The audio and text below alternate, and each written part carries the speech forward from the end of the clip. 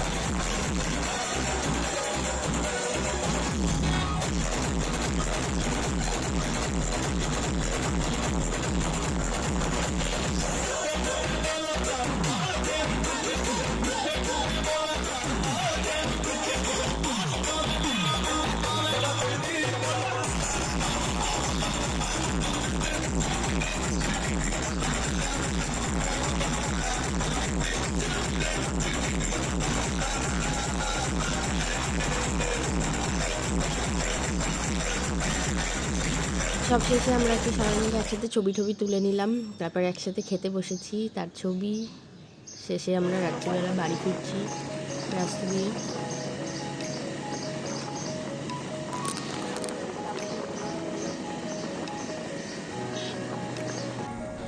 এত আনন্দ করে, এত মজা করে এখন আর বাড়ি যেতে ইচ্ছা করছে না, কিন্তু তাও বাড়িতে যেতেই হবে।